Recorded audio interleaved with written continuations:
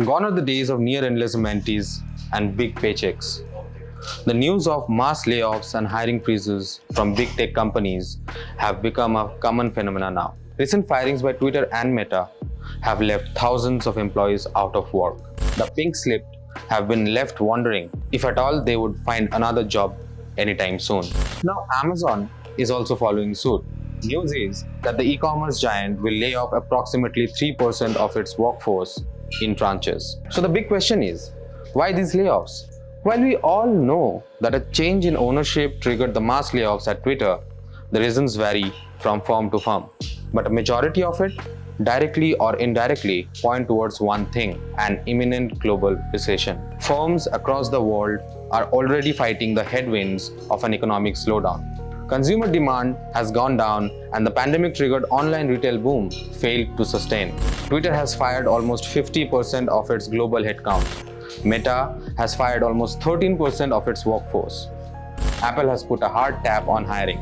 Amazon will be firing around 10,000 or even more. While the new chief of Quit fired employees ruthlessly, Meta CEO Mark Zuckerberg appeared a bit more gentle. In a blog post, he talked of a need for a course correction after the company went on a hiring spree during the online boom. Companies like Meta are also hit hard by changes in privacy policies. Governments across the world are also coming up with tighter privacy guidelines for social media companies. This, in turn, is affecting their ad revenues, so people had to go.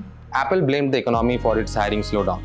The iPhone maker is pausing hiring for many jobs outside of research and development. Although this will not apply to the teams working on future product and long-term projects, it would affect hardware and software engineering roles and some other corporate functions too. Well, let's not forget that Apple is one of the very few companies still announcing record-breaking sales and earnings way above their own estimates. On the other hand, Amazon plans to lay off employees from hardware and services teams. Employees from corporate and tech branches might be on the chopping block too. All these companies, including Amazon, scaled up their teams amid the huge boom in demand during the COVID period. The big techs hope that the change in consumer behavior will sustain post-COVID. Well, it did not.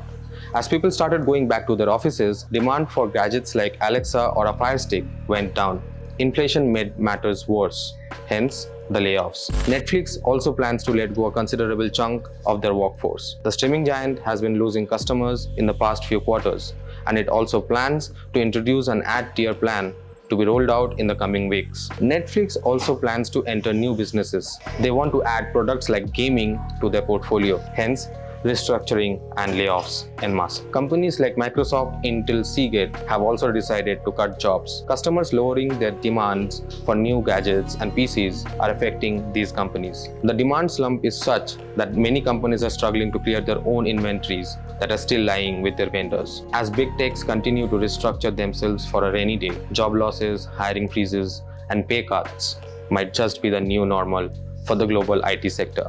From the episode of Great Resignation to the chapter of big layoffs via quiet quitting, it seems fortunes have turned and our techies will have to weather a violent storm before another bright sunny day.